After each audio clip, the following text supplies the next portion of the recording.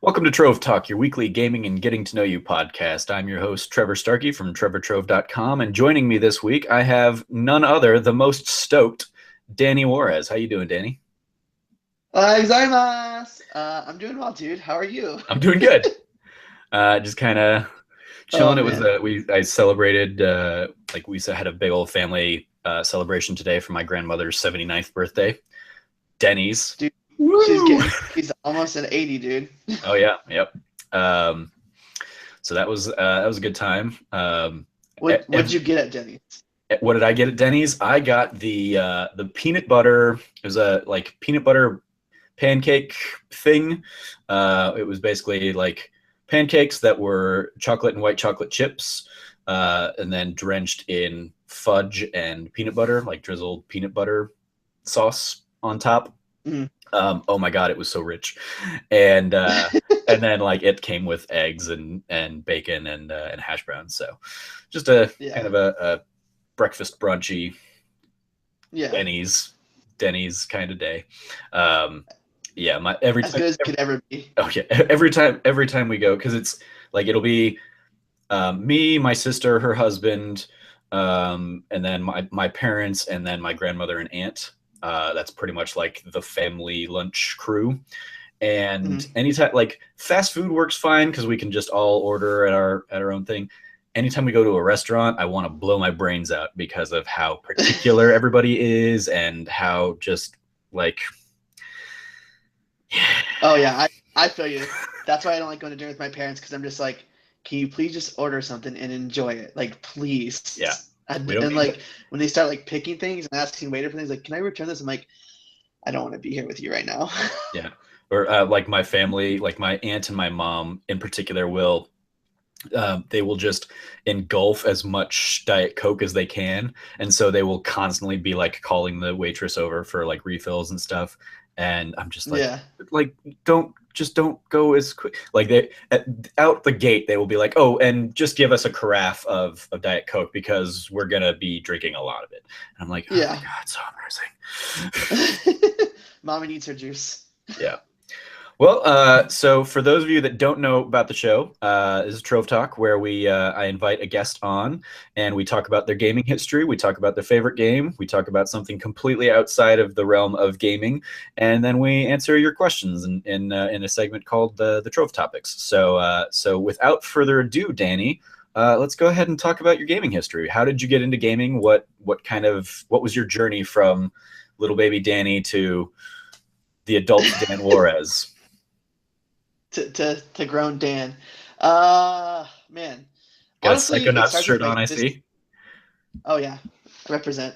That's my like one of my favorite games of all time. But yes, it starts with like my sister growing up.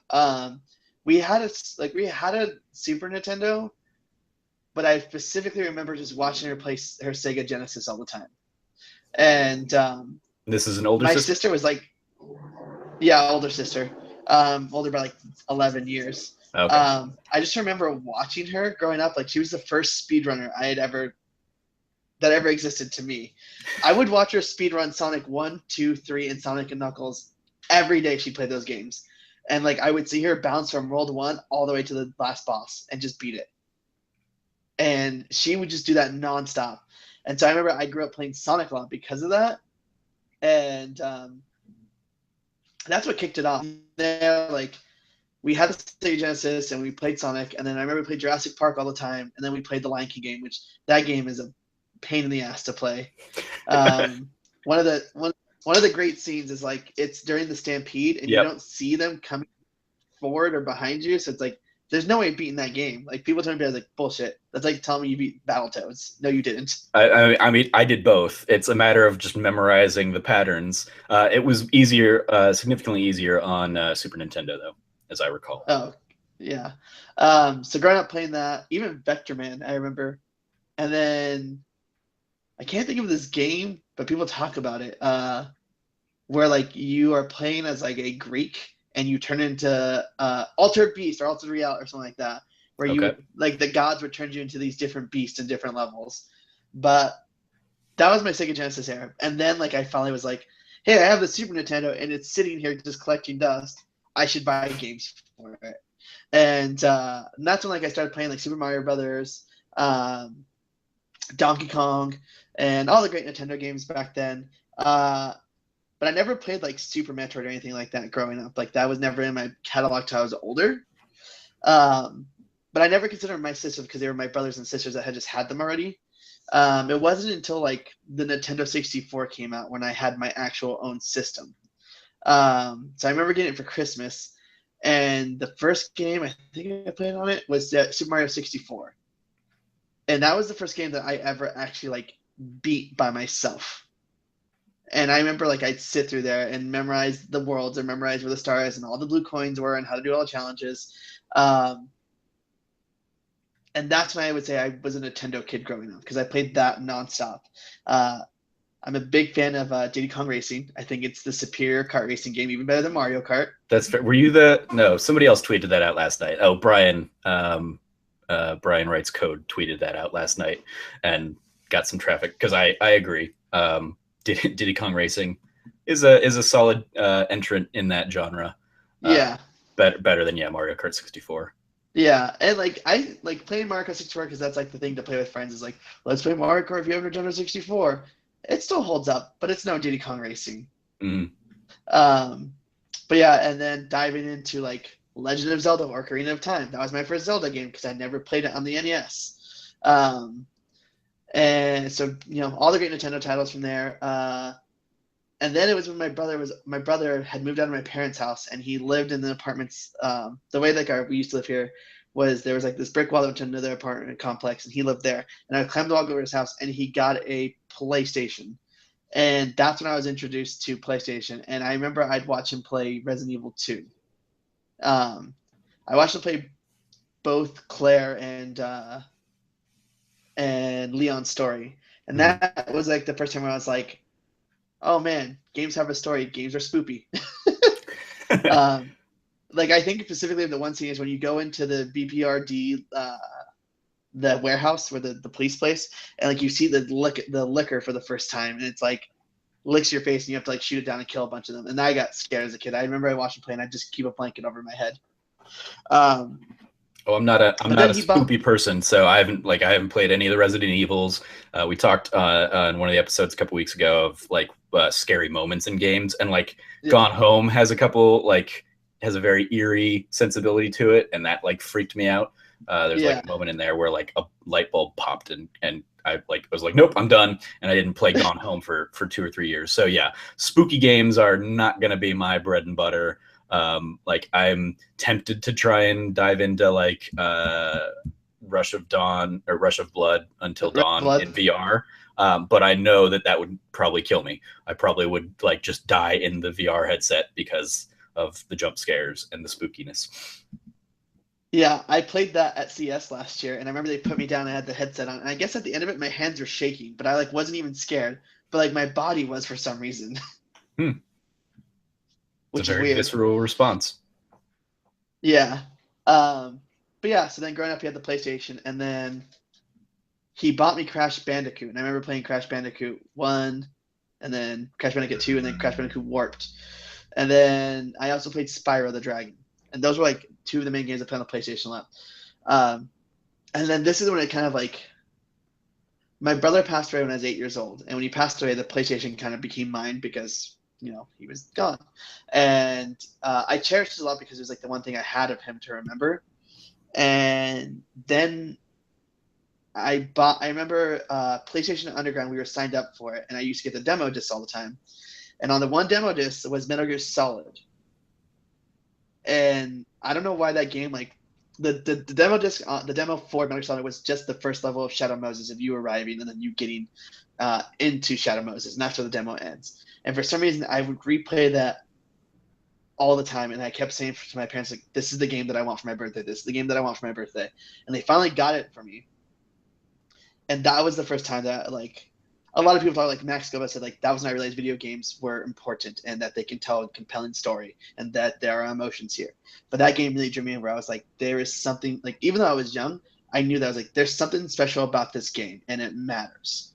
And I couldn't put my finger on it then, but now I do obviously know how much Hideo Kojima has evolved that series and the legacy that it has behind it now. Uh, but yeah, from the PS1 era, uh, I I remember after the PS1 era, I had gotten a GameCube before I got a PlayStation 2. And then GameCube, I played Luigi's Mansion and Super Smash Brothers all the time. Mm-hmm. And I think Luigi's Mansion is one of the best IPs Nintendo's ever had, and that they need to do better by They just it. Luigi just never sells as well for them.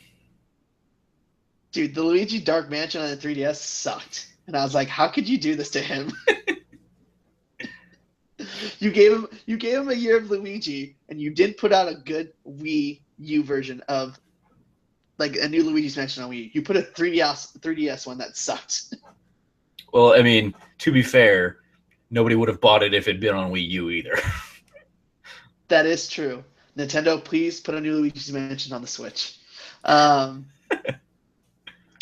but that was the time of like, I didn't have the PS2, but I kept seeing all these JRPGs for it, and I was like, oh, like these look interesting. And that's when I kind of fell back into my PS1, and I'd picked up titles of Final Fantasy VII, Final Fantasy VIII, Final Fantasy IX, Arc the Lad, Breath of Fire, and I don't know what triggered it, but like I'm in love with JRPGs. And so around that time, I was just playing my PS1 until one day my parents got me a PS2. And the second I got a PS2, the first two games I bought for it were Kingdom Hearts 1 and Final Fantasy X. And you were changed forever. And that's where like I am obsessed with JRPGs. I will play anyone that comes out. I'll give any JRPG a chance. Like they need to make They need to remake Legends of Dragoon or make a new one. They need to either remake Legends of Legaia and screw Legends of Legaia too. That one sucked, but the first one's amazing. So the PS2 era then came like it was like JRPGs, all these random ones that would just come out for some reason on PS2 because they were like, hey, they're doing well in Japan. Let's just push them out in America now. Yeah. And so I'd pick up every JRPG I could. And then I remember Metal Gear Solid 2 came out, and I was like, this is it. This is the end-all, be-all of PS2 games. Like, and that's what I had thought at the time. So Metal Gear Solid 2 comes out. It does really well. People are upset because you play as Raiden the whole time and not as Snake. But I was just like, all right, this is cool. And then I get to the end game, I'm like, all right, like, what's going to happen in Metal Gear Solid 3? So then PS2 era, that, and then God of War comes out. And even though a lot of people will say, like, Kratos isn't a compelling character, that first game was, like, really kind of, like, made you care about him a bit, about, like, his doing. But I would say God of War 2 and 3 dragged out his story. Oh, it's the Kratos and Cloud from Final Fantasy VII, I think both suffer from like they're good in their initial games, and then anything else that has like played with them gets the character all wrong. Yeah, totally. But then the funny part was I had this PS2 for the longest time because that was probably the longest console cycle that it's been through in my life, and I think in general, right? Hasn't that been like the longest console cycle that in the Xbox? Yeah, I mean more or less. Well, the Xbox came in like a year or two or a couple years into it, so it had the Xbox, the original Xbox was only like a 4 or 5 year cycle before the 360 came along, but the PS2 continued because it sold 100 million units, continued selling. I mean, it's like I look at like the Wii just got like Just Dance 17 came out for it, and that's basically been like replaced by its successor for 4 years, and it's still getting games because of how many people have it. So, yeah. The PS2 and the Wii are probably the most prolific of the systems. But yeah, like the PS2 had like 3,500 games or something created for it. I think I heard recently. That's insane. Yeah. So around the PS2 era, when the Xbox comes out, I have this nephew named James who's the same age as me because we were born a week apart. He moves here to Vegas, and he's an Xbox player. So he brings his Xbox, and so around the cycle, I had a PS2 and an Xbox, and we switch off because he wanted to play GTA. So he would play GTA on my PS2. And watching him play GTA like 3 in Vice City, kind of like in San Andreas, like series. I am not a fan of GTA.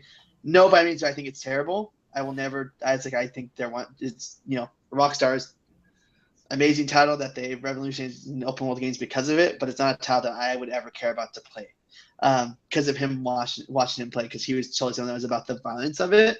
And Mhm. so it's just like it totally turned me off to the series completely.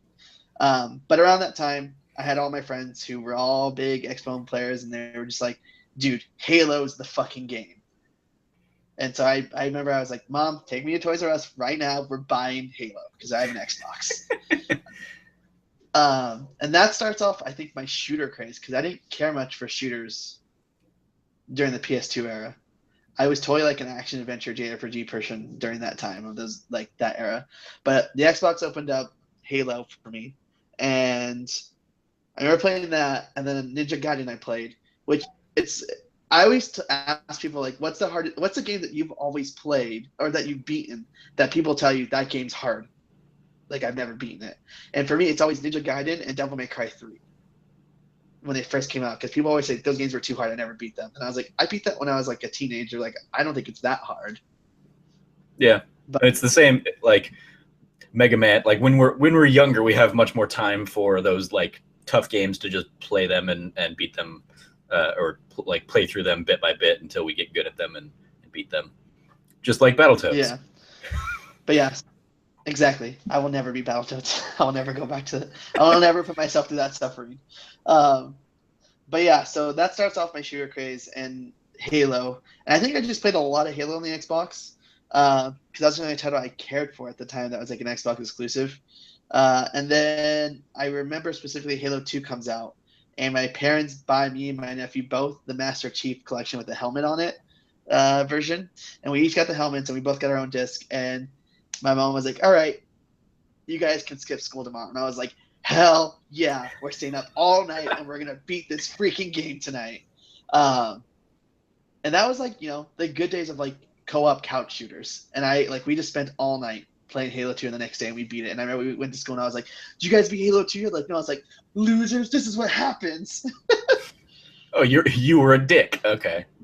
I mean, Oh not yeah, much I has was a dick changed about it. there, but Yeah. Now I don't spoil games. Now I try to keep it on wraps.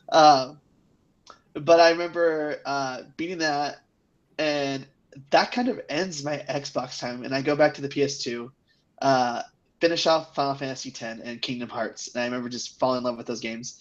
And then my friends had known me as so like, you had those games, but you hadn't like beaten them before jumping over to yeah, Xbox so like and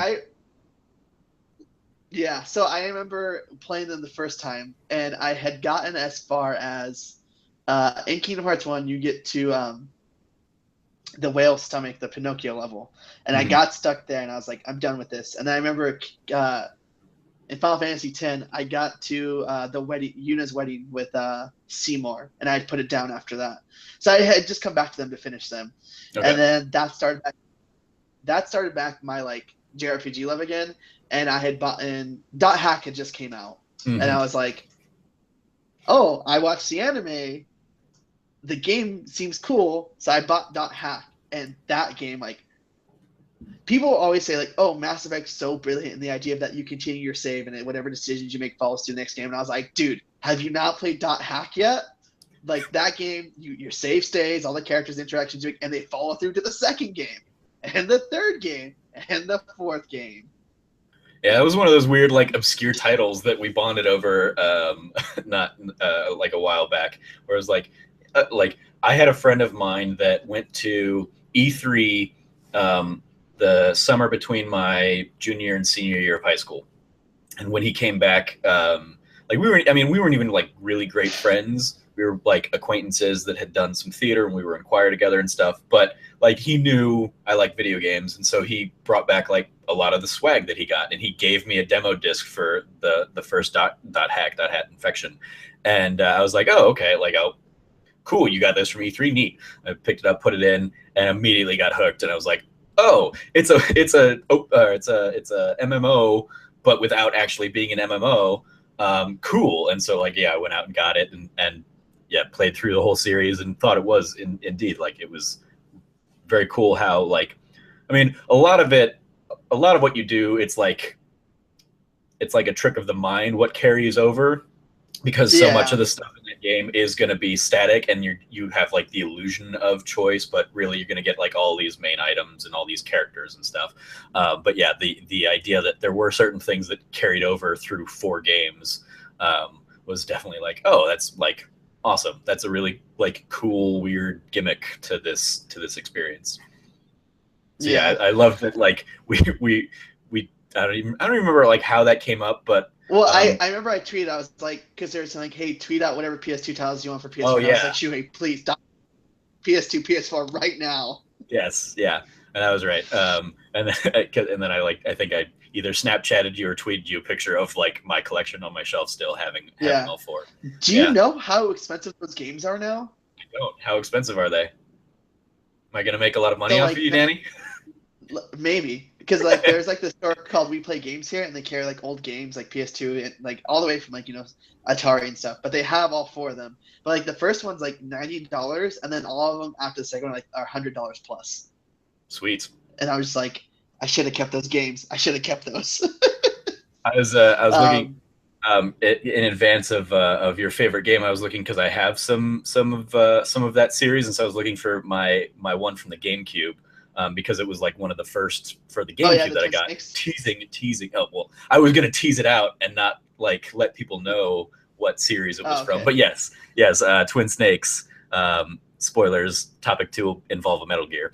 And yeah, I had, like, because my sister gave me the GameCube for like when it was like down to $99 or something for Christmas that year, and gave me Twin Snakes with it. And I was like, oh, I'd never played any of the Metal Gears, but like I had that game, and because I never like throughout, I still never like went in and played it. I'm pretty sure that was like one of the games that I lost in the one time I ever went and traded in games. I took like a whole bunch of like crappy, shitty licensed PS2 games and like a few GameCube games that I just had never bothered playing, and it would appear that that Twin Snakes was one of them because it is no longer in my GameCube games collection. That's like, so sad. That would be. I mean, like any of those would be a good thing to have back for like collection purposes. I have my copy of Twin Snakes still because like I have my Wii and I play it on my Wii every once in a while when I feel nostalgic, because like I have Metal Gear 1 and 2 on my PS3 and my Vita, but like they play so hard on there. Mm-hmm. And I have the collection, obviously. Yeah, so I have all of them. That's all I've got is the collection, and now 5. But even this, I've never played the collection. I have like the legendary collection that has like from 4 and all of them, like as Peace Walker, like the whole shebang. But they are hard to like go back to, like those controls. Like right before 5 came out, I remember talking to Damien, one of our friends, and I was like, he's never played Metal Gear. I was like, you have to play Metal Gear 2. Like, he's like, do I have to make it 5? I was like, no. But to understand the feeling of like what you want to get from 5, you have to have played all of them to like kind of understand the context of what Hideo was going to do with this game. And so like he played through all of them because I gave him my collection. He's like, dude, he's like, I don't know why I never played this as a kid. And I was like, well, 1, it's very hard, but 2, like as a kid, it's too complicated to understand. When you're an adult, it makes more sense now. It's still complicated over the head, but like he's not like, dude, the control. I was like, you don't have to tell me. I know the controls are the absolute worst. Mm-hmm.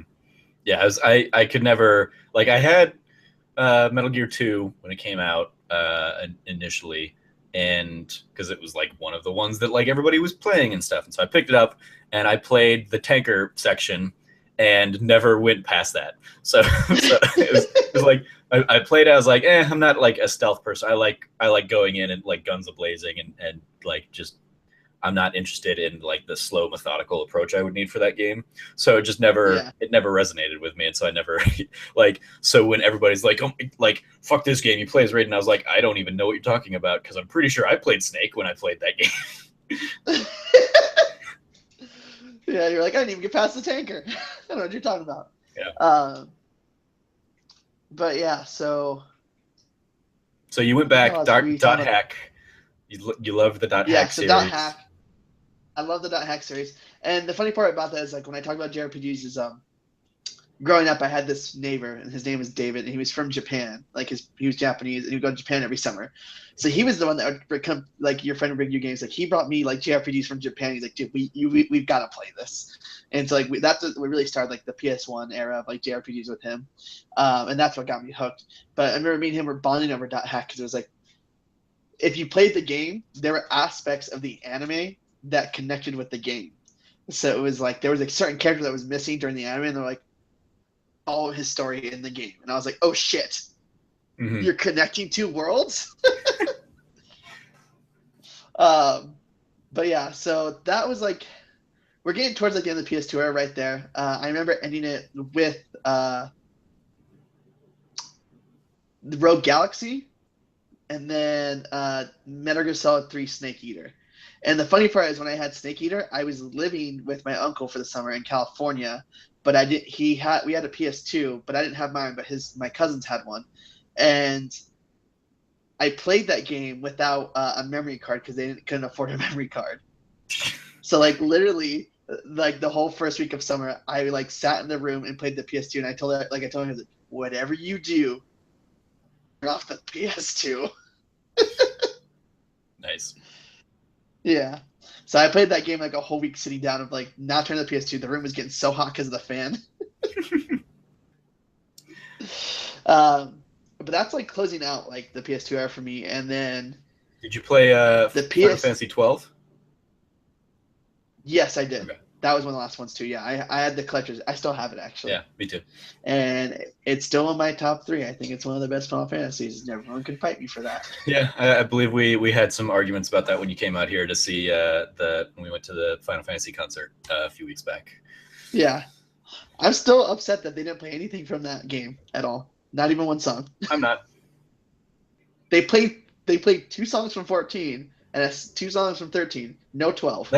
No 12. Well, like, I mean, at least that concert leaked the fact that they were making a Final Fantasy 12 remake, the Zodiac Age game that's coming out. They leaked that like 2 years ago for you. So they gave you that at least. Even if they're not going to play any songs from the title, they let you know a while back that you were going to get to play it anew on it for a new generation. I will be honest, though. There aren't many memorable songs or like parts from that game. No, there aren't. Yeah, that's what you're like. It was the best. I'm like what was good about it? What? The ending. I don't even remember the ending. Giant mecha god thing, and then like the guy who's actually the prince goes and sacrifices himself, and you think he's dead, but he's not. Are you sure that wasn't 13? Yes, that wasn't 13. I remember giant mecha gods from 13. You don't remember? That's all Final Fantasy does is giant mecha gods now. Yeah, pretty much. But yeah, so I think that's the end of the PS2 era, and then the PS3 rolls in. But the funny part was like I can remember I kept asking for a PS3, and my parents wouldn't buy me one because they said it was too expensive, and that was that like, and it was at the time like $600, like. Yeah, that was a lot of money to put down for a game. But so I was like, well, I guess I'll just stick with the PS2 until one day I'll get a PS3 when they're lower price. Come that Christmas, around that time, the Wii's coming out too, and so I was like, well, the Wii's cheaper. Let me get the Wii. And this is a real sad story for me, at least. He says, laughing. So I was like, all right, I'll get the Wii. Like, you can get one or the other. So I was like, all right, I'll get the Wii. And I remember, you remember the time of the Wii, like they were selling out everywhere. People had low stock. So there were rumors of my local Target getting 20 of them. And I think I was like 16, probably 15. I think you've told me this story. I think I know where this is going. My mom drops me off at the Target at midnight and says, just stay here. And there were people lined up there already when I got there. So she drops me off and I stay there overnight and sleep. And it's like winter time, so it's cold. So I have like a sleeping bag and a jacket on. And so I sleep the night in the Target line waiting for the next morning to be up at 9 a.m. to get a Wii. They go down the line and they start handing out the tickets. And then they come to find out 5 of their employees took one. And so there were only 15. And I was number 16. So I didn't get one. And my dad comes and picks me up, and he's like, "Did you get it?" And I was like, "No," and I just started crying You were because you I were didn't get a less Wii. than stoked. Yeah, I was way less than stoked. So I didn't get the Wii, and I was upset, and I missed school that day. Who, whose parents lets them stay out by themselves at the age of 15 or 16 at a Target overnight and lets them miss school the next day? I mean, irresponsible My parents. parents. Yeah, irresponsible parents these days. I mean, back Yeah, then, less so, but yeah. yeah. Um, so I don't get the Wii. Come Christmas time, my parents had won a trip to Hawaii. And so we're like, oh, we're gonna go to Hawaii. Like we want a trip for Pro Bowl and all this stuff. He's like, sorry, we're gonna get you a Wii or a PS3. We're gonna go to Hawaii instead. And I was like, oh, okay, cool. I'm like, family vacation. Hawaii's cool. It's a resort spot. So like my mom's like, I didn't get you any presents because we're saving money to go to Hawaii. And I was like, okay, cool. And so like we're opening presents. She goes, well, I got you one present. And she's like, it's a suitcase. Go get it. It's upstairs. And I like dumb me, I'm like, well, why do I have to go get the suitcase?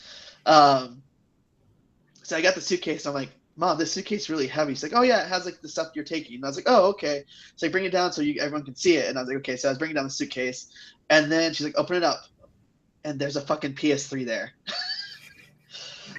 with like an extra controller, and then it comes with two Blu-rays. So it was Talladega Nights and Underworld, the second one. Uh, and then the release titles, Ridge Racer. Well, it was a little bit after the release time. So Ridge Racer was there, Lair, and what was the other game? There was one more game. Anyways, they all sucked. Regardless. So I remember just being excited having a PS3, and then I was like, the future's Blu-ray. And so I watched Talladega Nights almost every night because it's the only Blu-ray I had besides Underworld. And I had never seen the first Underworld, so I was like, I'm not going to watch the second one. Continuity is very important in that series, as I understand it. I still haven't seen it, so probably. But then I remember I played Ridge Racer a lot, which was like probably one of the worst drivers I've ever actually played because I don't like racing games in general. But if I think about it, the controls are really bad. And I played Layer. God, we don't need to talk about Layer. The 6-axis control is absolute hot garbage. But I remember I was like, oh, I can download games to my system? This is rad. And so like I downloaded a bunch of demos, and then eventually Uncharted comes out. And I remember playing Uncharted 1 and like just gushing over it and loving it. And I was like, this is the Indiana Jones game I've always wanted. And I remember playing it, and I played it for like 3 days straight. And then my friends were having a party, and I took my PS3 to the party. You were Karen. You were Karen from the Nintendo Switch Karen. commercial. Yeah. Well, at this time, I had a Resistance, so there was multiplayer on there. So we were going to play Resistance at the party. But I was like, hey, I'm almost done with Uncharted. I need to finish it. So we're at my friend Taylor's house, and everyone's getting drunk. And I am just sitting there, like, at the end, like, of, like, with the, you get the tomb, and, like, the cursed enemies start coming out. And so, like, I'm at the end of fucking Uncharted. And my friend Kevin screaming at the top is like, this game fucking sucks. And I was like, shut your mouth. It's Indiana Jones. Get out of here. But yeah, and then I beat Uncharted that night, and then I get underage drunk. Allegedly.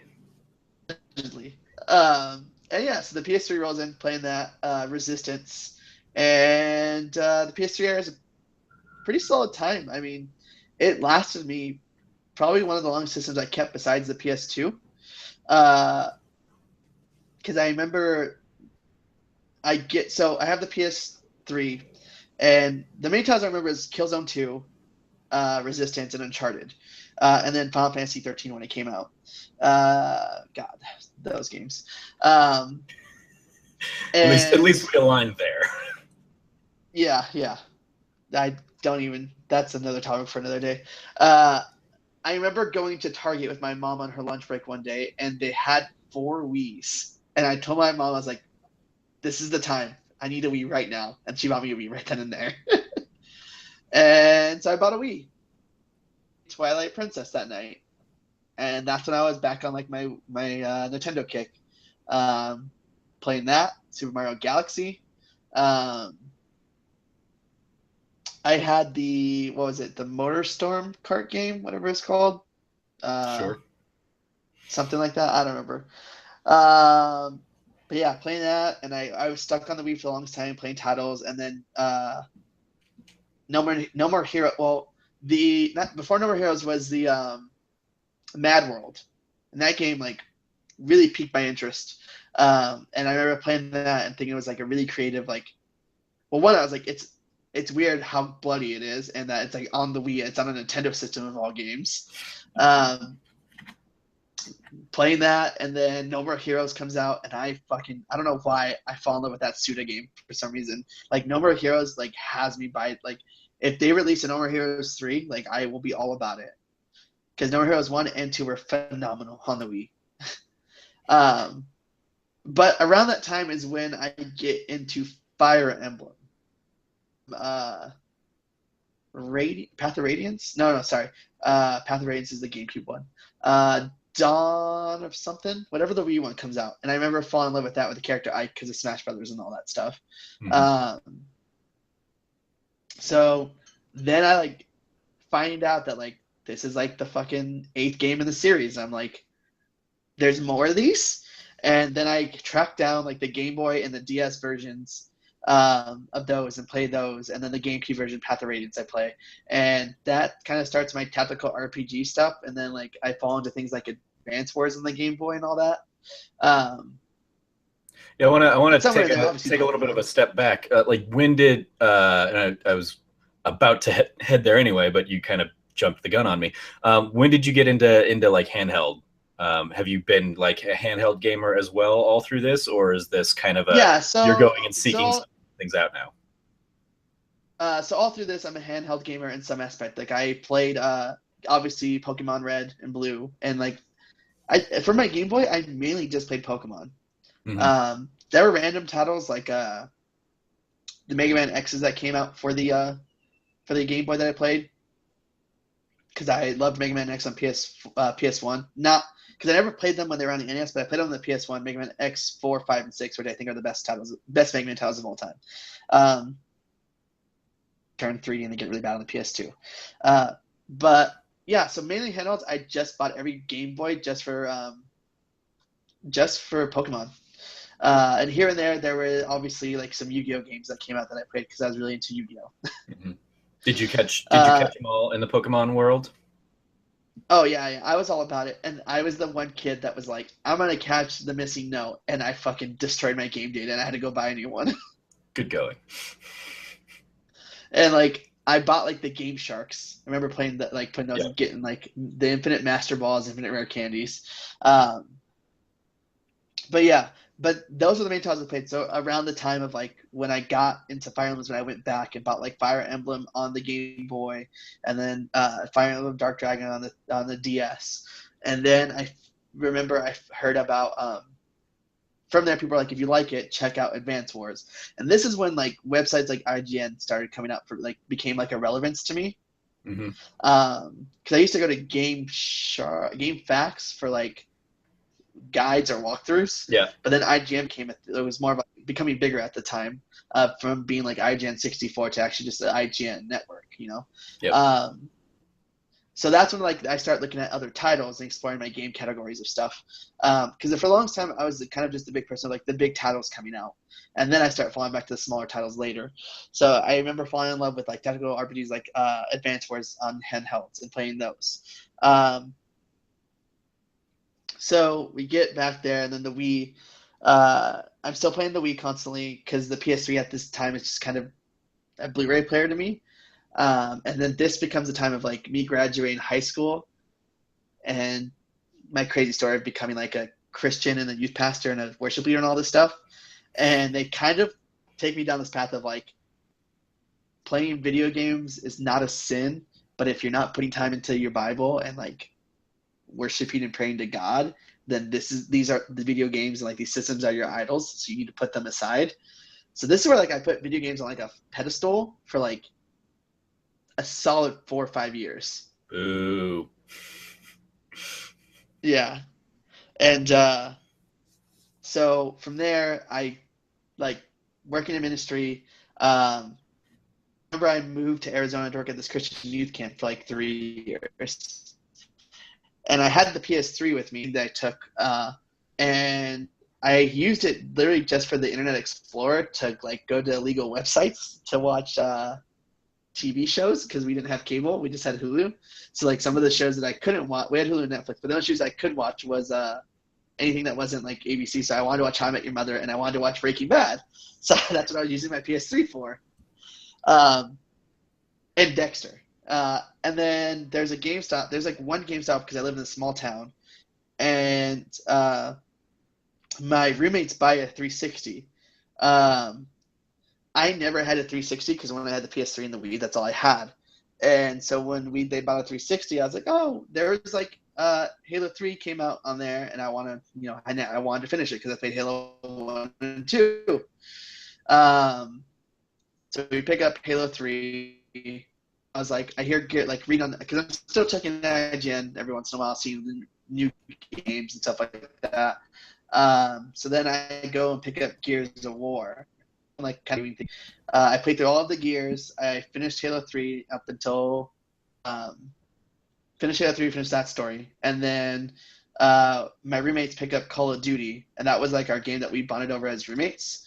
So we'd play online matches of Call of Duty, and like that's kind of like brought back like my interest of playing games again because it was like we'd work 9 to 5 in this office for this camp, and it's like we'd come home, like we wouldn't do anything at night unless we had to go volunteer at the churches that night. So I was like, let's watch TV or let's play video games together. And then we bought a GameCube at that small town to play Smash Brothers, and that's when I got really into Smash. And we talked about doing competitive playing because there's this other town that's like 30 minutes out called Prescott. Prescott Valley, and they have this card shop that do video game tournaments there for Smash Bros. So me and my roommate Devin started playing Smash Bros. Competitively, and we want to like go play at the tournament. So we'd go on Saturdays on our days off to go play Smash Bros. Competitively there.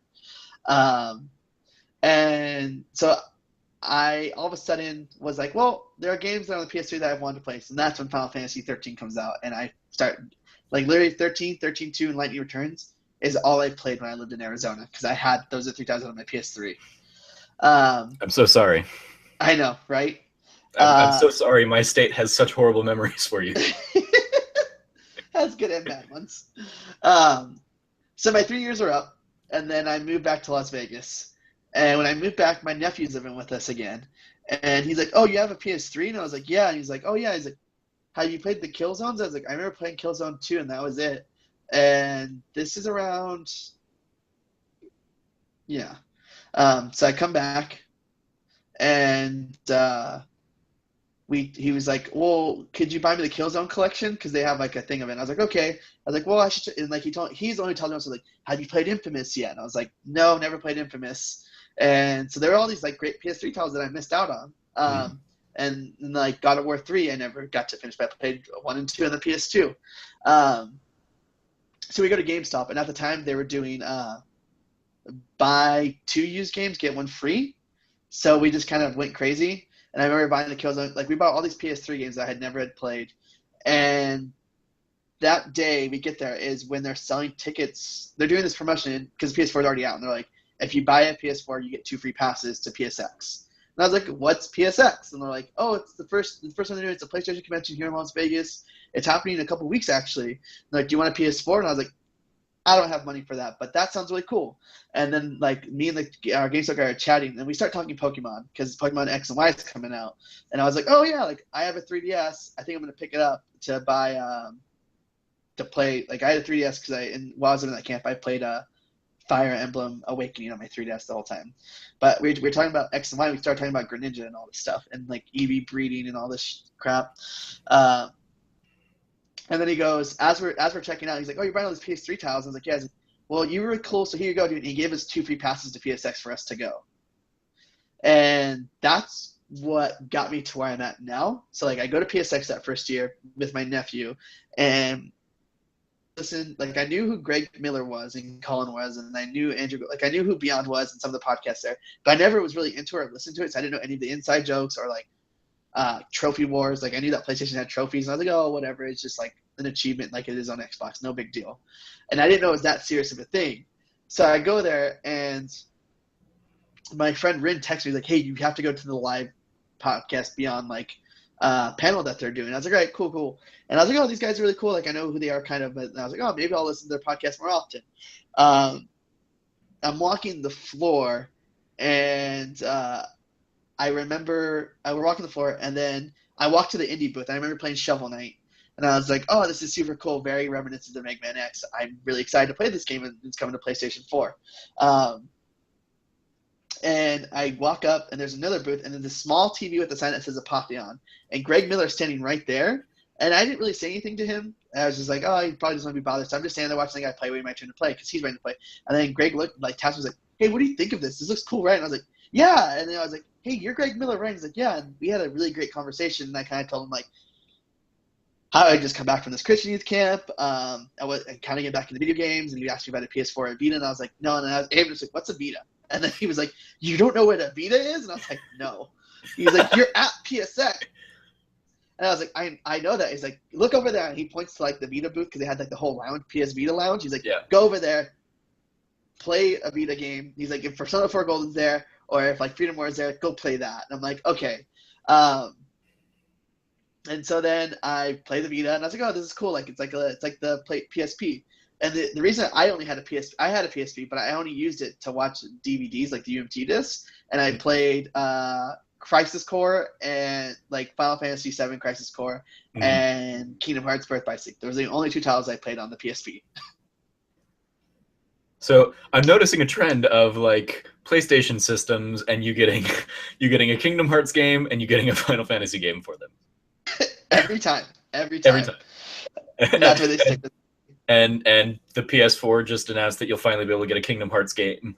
Well, I guess we were already getting the 2.8 whatever, but now you'll be able to get the 1.5, 2.5 final blah blah blah.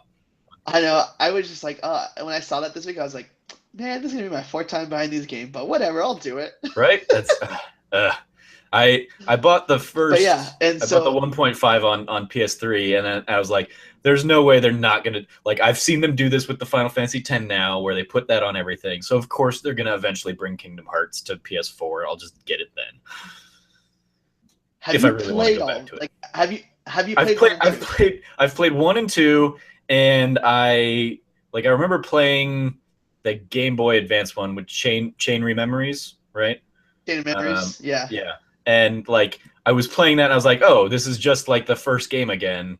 Okay. Like so I played a little bit of it and I was like, they're very vaguely adding something new to this. So I skipped kind of through the rest of that. So I've really only played Kingdom Hearts 1 and 2 of the series. Okay. Dude, I remember playing Chain Memories on my Game Boy, and that game was like just the whole, because I had the Game Boy Advance. Before I had the SP, there was just the Game Boy Advance, like the little like purple round one kind of. Yep. And just like those controls, like mixing the cards, I was like, this sucks. Yeah, it did. That was why I was like, I don't need to play this. Cool. Yeah. Yeah. But yeah, so PSX happens and I go both days and I was like, all right, like I'm sold, new Uncharted. This is cool. Cause I remember like on my PS coming back, I played Uncharted 2 and 3 and I was like, damn, these games got so much better than Uncharted 1. Yeah. Yeah. So I was like, Uncharted 4 is going to be fucking dope. And I was there for the demo of like him falling through the world. Yeah. That was the first time we really saw anything in that game. Yeah. And so the event happens, it's over and done with. And then I remember going home that next weekend. And then, this is kind of bad. I get offered a credit card at GameStop and they're like, hey, you have like $500 available. And I was like, give me a PS4. Oh, Daniel. Yeah. And I paid it off. Did you eventually, like, is that paid off yet, or are you still kind of in debt from that decision? Okay. Yeah. Now I'm more so into of just like buying new games when they come out constantly. Yeah, that's fair. But yeah, so we get the PS4, and then I started playing all these like, awesome PS4 titles. Bloodborne. I was so hyped on the order that I got the special edition, and man, that game did not deliver. Yep, that is very true. Yeah, Did you? and We didn't get to it, but since you were there was a lot of like Metal Gear in your past. Did you ever do Peace Walker or Metal Gear 4?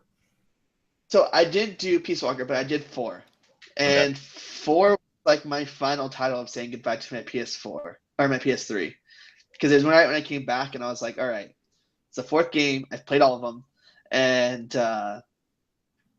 gotta see how this like how Snake stories end. And Mm-hmm. so like it was I remember clearing all like I cleared all of Uncharted, I cleared Killzone, I cleared God of War, I cleared Infamous, and I was like, all right, it's now time to sit down with Metal Gear 4 and say goodbye. And that game is like I because we watched there's this 15-minute video of Drew Scallion, just like him dressed in the Metal Gear outfit, and like it has the Metal Gear loading screen for Metal Gear Solid 4 when like every chapter would load when Snake would smoke, and it's just him like chewing on Twizzlers for 15 minutes.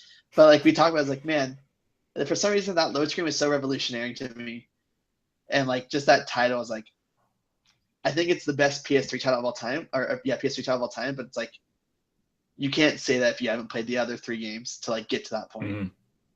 Yeah. But yeah, so that was my farewell to the PS3. I mean, I have my PS3 now. I started playing Kingdom Hearts again because I'm trash. I mean, you do you, Danny. Yeah. In all of this, so we've touched on a little bit before we kind of dive more into the current generation. We've touched on console, we've touched on handheld. Were you ever a PC gamer? Did you ever play anything on computer? So the one thing I played on PC was middle school. I played World of Warcraft. Okay. I played all the way until the second expansion came out because I played so much that I burnt my graphics card and melted it, and I never won. My parents never bought me a new one, so that's where I stopped playing PC.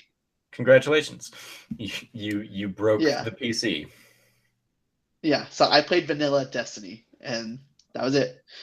Now like I play PC games some like last year I played Undertale, Mm. and I played and all that stuff. So like I haven't played PC titles where it's like because I don't have a high setup PC gaming like PC setup to play PC gaming. Yeah. But I've played like the gems here and there now, like this generation. Mm. Yeah, Cool.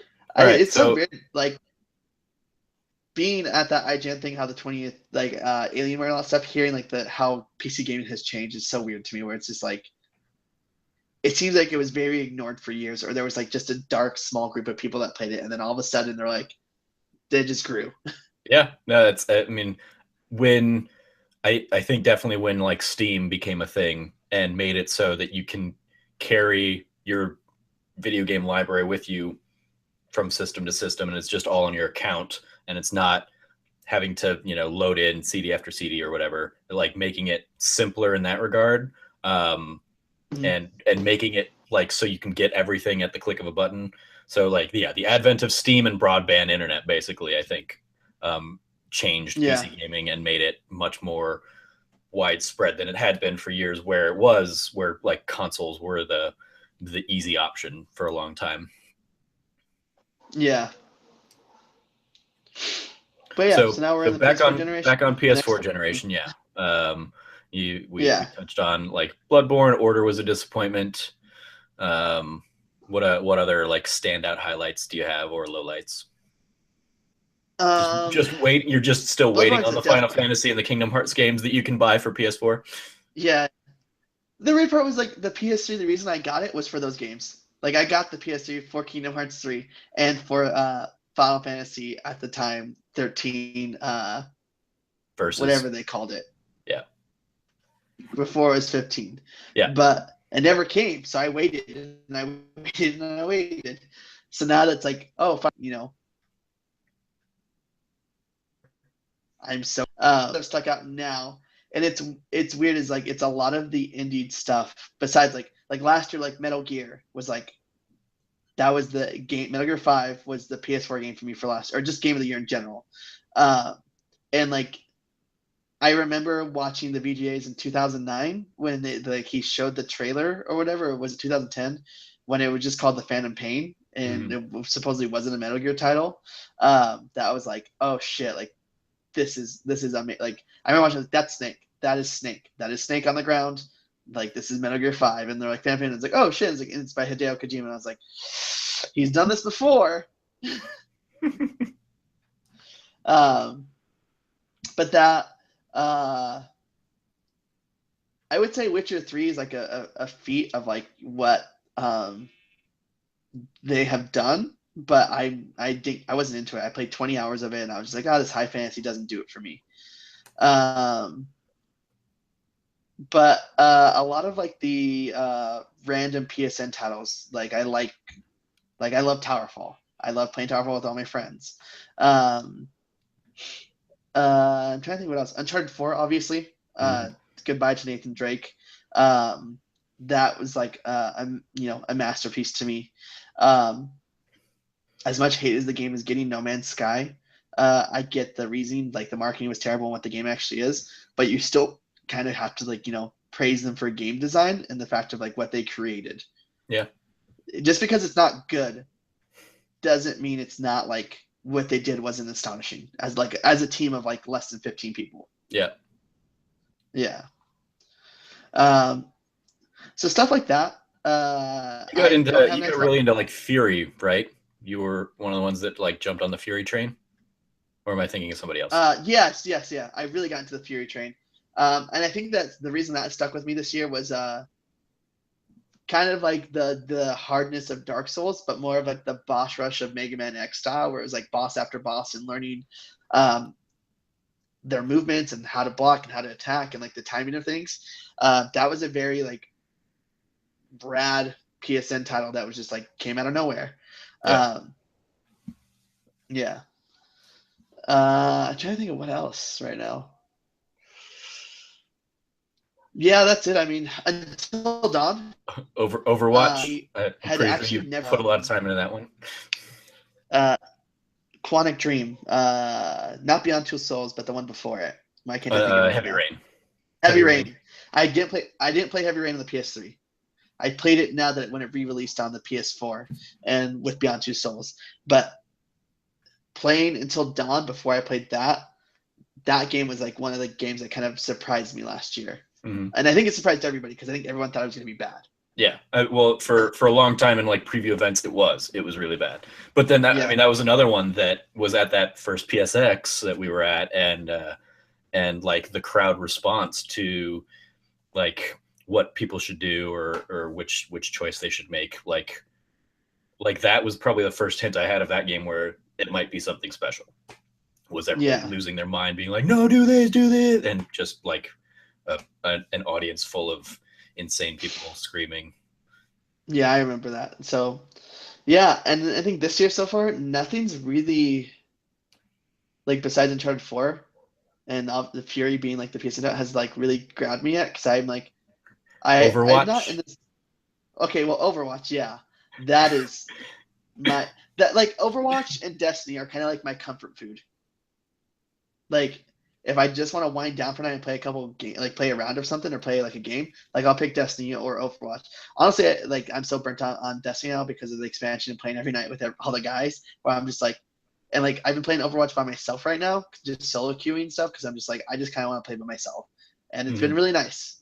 Um, but it's kind of what's keeping me going up until like I'm really like I'm craving Final Fantasy 15 bad. Well, you only got And like you got one more month to go. I know. And like I texted Alex 2 nights ago, Jason Schreier's tweet about like, guys, I'm only 2 hours in, but this game is really good. And I'm like, oh my god, oh my god, oh my god. I was like, this is all I want right now. Like I just want a meaty like JRPG that's gonna just suck me in and like I'm gonna care about the characters. And It's I think, I mean, given your love of Kingdom Hearts, I think you'll enjoy it. Like I played an hour of it at PAX, um, and it's definitely like it's a little bit heavier than Kingdom Hearts in terms of like the weight of the combat, but it's definitely in the Kingdom Hearts vein of combat as opposed to like Final Fantasy 13. Yeah. So I'm gonna turn on my You go light to turn on a because the light. light is Cool. I was gonna, it's getting real I dark. was gonna, I was gonna get us there eventually, Yeah. because I was and it probably would. I probably would have like held off until the transition of the next topic to be like, "Hey Dan, if you got some light, people will want to see your lovely face." Yeah, yeah. It's not that lovely. But then, yeah, Um, yeah. I mean, you are on your iPad, so you could just pick it up and yeah. go. I can just transfer. Yay, we can see you again. Yeah. But yeah, so Kingdom Hearts is what I'm craving. I have because Steven, one of our friends, Steven, let me borrow his Xbox One to play Gears of War 4, which I think is one of the best titles of 2016 so far.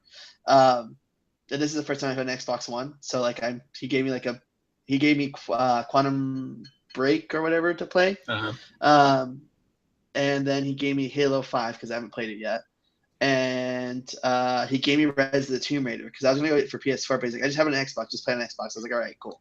So I'm excited to dive into those this week. But I am like like I said, I don't know what it is. Like when I play a good shooter, it gets me going. Like so, Overwatch and Destiny, I think are great shooters. But I've never cared for Call of Duty besides that time I lived with my roommates. Like I just never cared for it. And like I'm not someone that's hooked on the Battlefield One. Like I played the beta that they put out, and I was just like, oh, this isn't for me. Okay. I Um, played through one of the first, or like I just started playing it this morning and played through the first like one of the campaigns. It's like broken out over like five little mini campaigns instead of one kind of through line. Yeah, like combat wise, I'm like, yeah, okay, I'm a little miss on it, but I like the story that they're or the stories that they're looking to tell. yeah. It reminds me of Valiant Hearts in that like Oh. there's like an emotional hook to World War One, Mm, that this is definitely it's taking that kind of mentality of like, oh, let's look at this this horrifying war through multiple kind of vantage points and also add the shooter element onto it. that's rad. See, now hearing you say that makes me more interested about it because I know my roommate was gonna buy it, so I was like, I'm gonna wait till he buys it, then I'll just play the story because that's actually all I care about. Mm. Um, I don't think it's worth me dropping the $65 or whatever, $60 to get it right now. So I was like, I'll wait till later. Because for some reason those Battlefield games always go down real cheap, real fast. Yeah, and this is the first, like I've got Battlefield 1, I got Titanfall 2, I'll be getting Infinite Warfare, and like that's the first time I've really ever delved into any of the shooter games.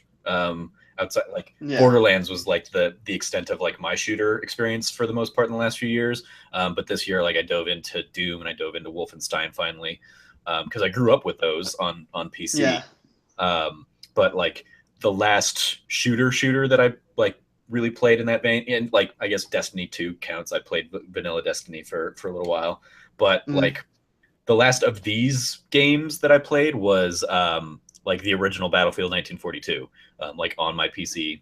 I don't even remember what led me to pick it up. I was just like, oh, like I picked it up, and it's weird because like looking back, I don't even think I realized I was playing against like online people.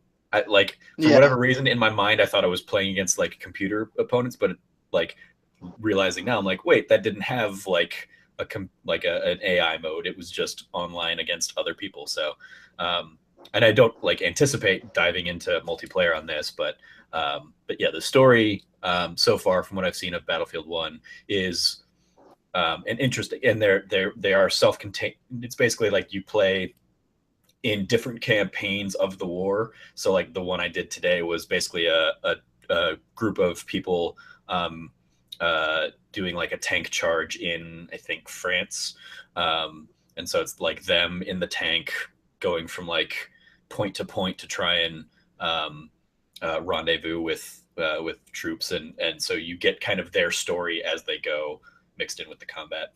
So I'm interested to see Yeah. kind of the other stories that they're telling with it. Yeah. Speaking, because you said you talked about Doom. that game blew my mind this year. How good it was. Yeah. Yeah, the story of like, granted, the story is kind of just like not. It's very linear of what they're trying to say, but just the gameplay mechanic of how fast it was, and like the idea of like they're playing off like the old Doom games where it's like, hey, there are a generation of Doom games, and you're the new generation. And this is the story that's been told throughout years. Which I was like, that's super interesting. That's super cool. And like just the music that they did for it, which is like it was fitting the tone of the game. And so that was one of my titles of like 2016 so far that have really impressed me. Um, but I am really like pumped to pick up Titanfall 2. Um, Titanfall looked amazing when it first came to Xbox One. Um, I didn't play it, but I remember I went to the release because I was picking up Dark Souls 2 at the time because it came out the same night. And I remember I was like one of 6 people that were picking up Dark Souls 2 while the rest of the people were picking up Titanfall that night. But Titanfall 2, like playing that beta, I was so excited to play with my friends. But the story, I'm really excited to get into it, and because of like me talking about anime, is like Gundam is such an important anime to me. Where it's like I've always like I just want to be in a giant mech and like get into fights and do these things, and this is what Titanfall has given me. Yeah. You get to live your own little Pacific Rim here. Exactly. Um, but yeah, so titles in 2016 I'm looking forward to. Titanfall 2, Final Fantasy 15, and I'm holding out for The Last Guardian. I Mm-hmm. am one of the last believers of that game, I believe. I mean, did you play like? Were you a fan of Shadow of the Colossus and Eco on Yeah, so back on the PS2? Way yeah, back back on the when. PS, yeah, way back. I was a big fan of those games. Less of Ico, more of Shadow of the Colossus. I am one of those people that think I think it was an amazing feat of what they did in that game, and the boss fights are something special, and it carry over into games now, like games like Castlevania Lords of Shadow. There's a boss fight where you're on a winged boss, and you have to climb to certain parts to hit like its special spots to kill it. So I think it was it. I would say without if Shadow of the Colossus didn't exist, we probably wouldn't have like a game like Dark Souls. Interesting. Yeah. Interesting. That would be that'd be a fun thought piece to kind of to analyze and review kind of the influences between those two series, or between Yeah. Shadow of the Colossus and then Dark Souls, Yeah. or Demon Souls, I guess would have been the first Yeah. kind Whatever the of. first one was. Yeah, cool. Um, Trying to any other. So have you been?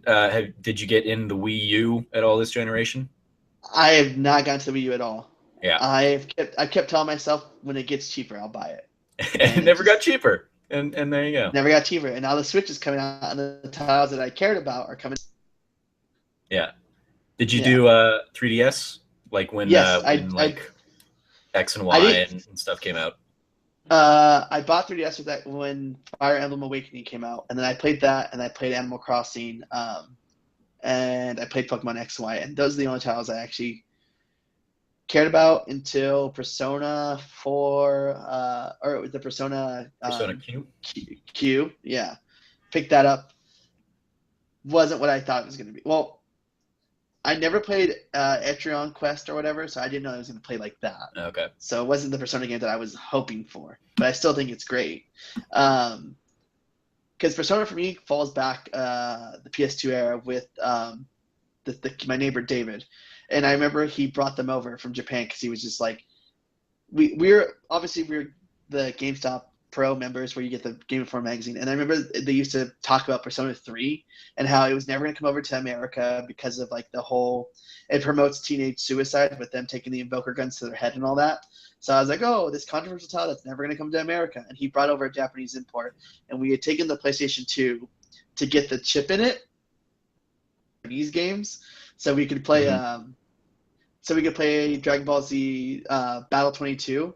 And so we played that, and then he was like, dude, I got Persona 3. And I was like, what?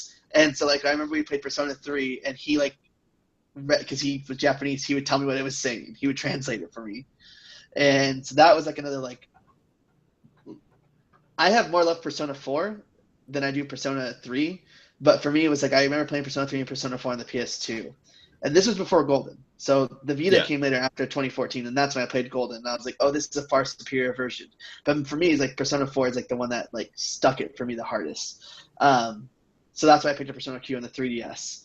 But then I picked up Yokai Watch last year. How was that?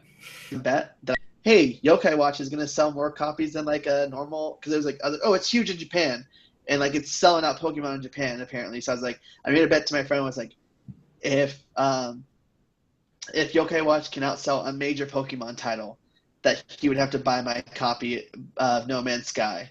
And then if I was wrong, I'd buy his copy of No Man's Sky.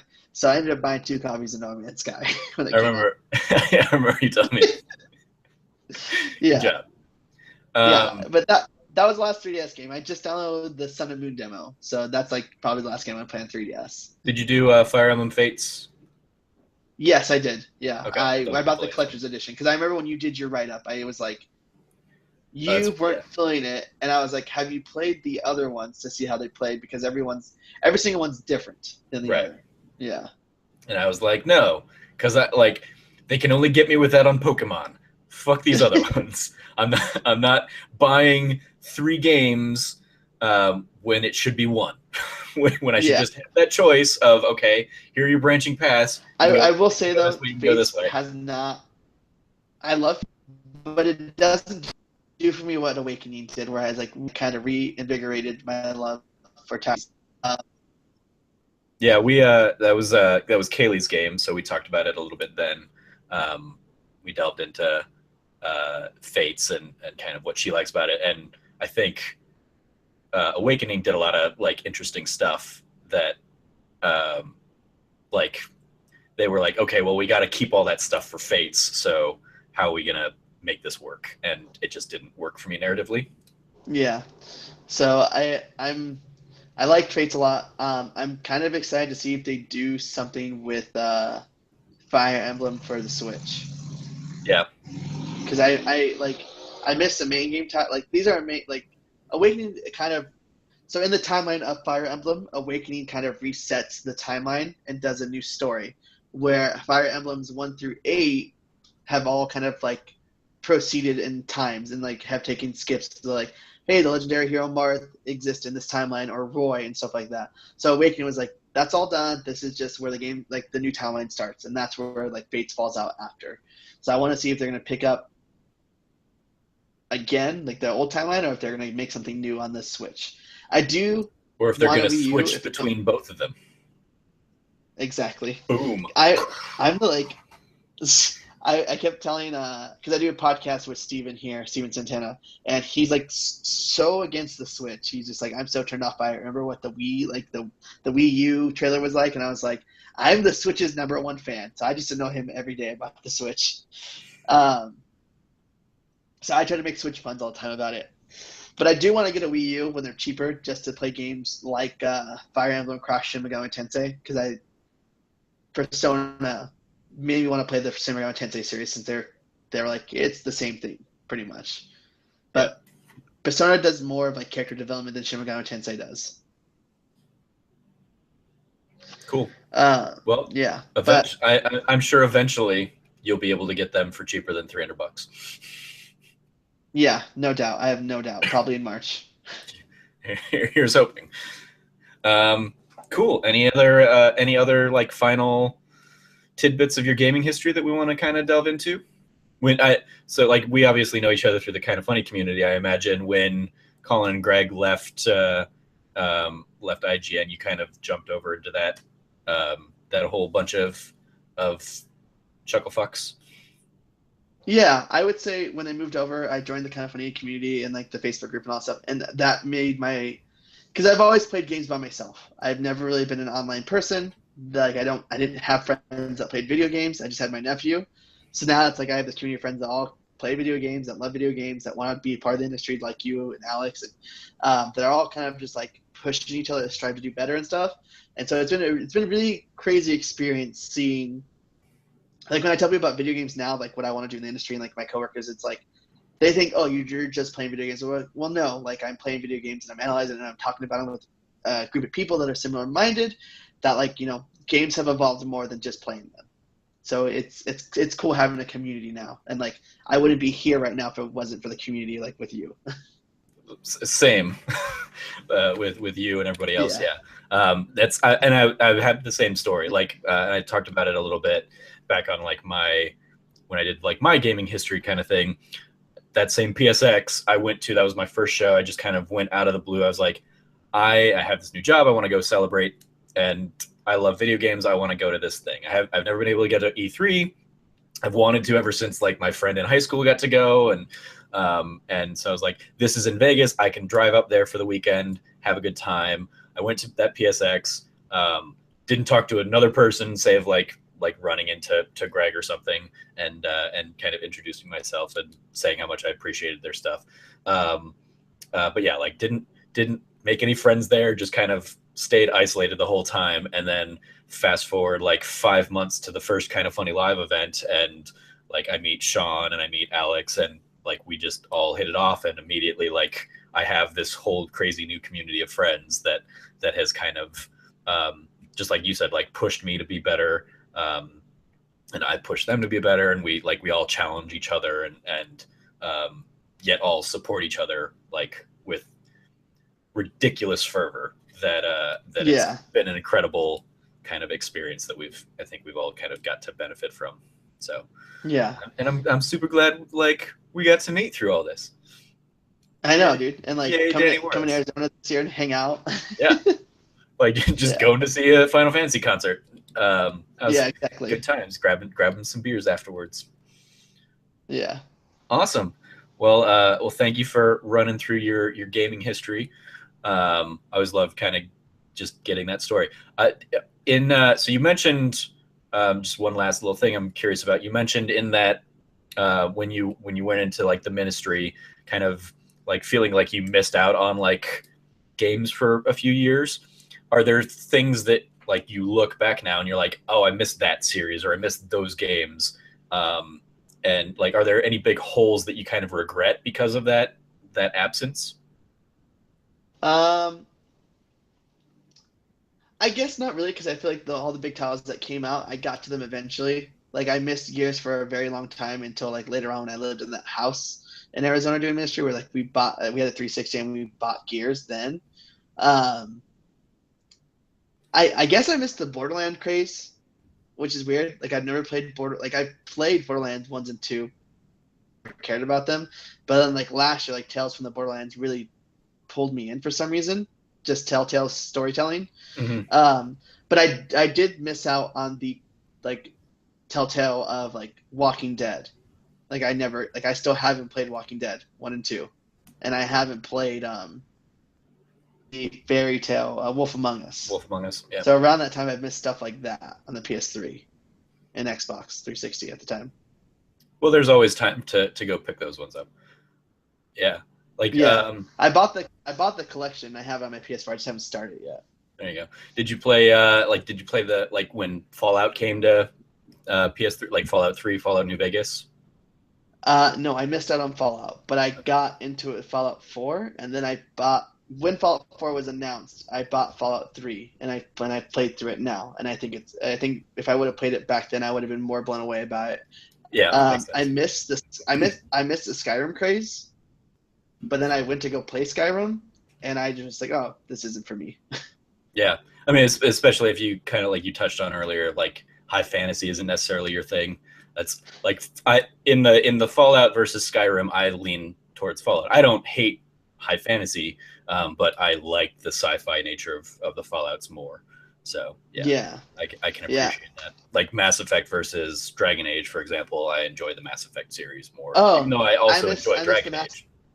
You missed Mass Effect? I missed all of Mass Effect. I have the collection on PS3. I just haven't started it. Yeah, it's like Yeah. I find like something like I have Ni no Kuni on PS3, but like I've put my PS3, actually my PS3 is like right over here, like that's me tapping my PS3, and it's been unplugged for a year and a half now, so I'm like, well, I'm not like, I have no interest in really like diving back into that world. So I just wish it'd come to PS4 or backwards compatible or whatever. Yeah, I look at it on my PS3 browser, and I'm just like, I don't feel like starting this. And the part is too is like, so many people talk about the ending of three, where it's just like, well, then what's even the point? Like, I know Eh, what happens. yeah, that's fine. Like it, I feel this way towards, and I think we talked about this when Frank was on because we talked about Mass Effect 2 on his episode, and like I'm much more of a like it's about the journey, not the destination kind of guy. So Yeah, like the characters and the stories that I made with all of those characters in something like Mass Effect resonate far more than yes, like a little palette swap ending that you get, you know, red, green, or blue. Um, in the same way that like Persona 4 Golden, like I could get a bad ending in that game, but I still had like great moments with the characters in that game. Um, yeah, so that's and like that's a in another like philosophical like bent. I That's why spoiler culture doesn't bother me so much. I mean, like, yeah, don't mhm, be a dick and spoil something just to fuck with yeah, people. But if I hear like a key pivotal moment at the end of a something happened, I'm not I'm not immediately like, well, fuck, now I'm not going to experience it because I know that a story is more than one moment, or at least yeah. in my mind it is. So, um, cool. Thank you for running down your gaming history there, Danny. Um, Interesting to hear about, and so I look forward to now kind of delving a little bit more into one specific title you mentioned there with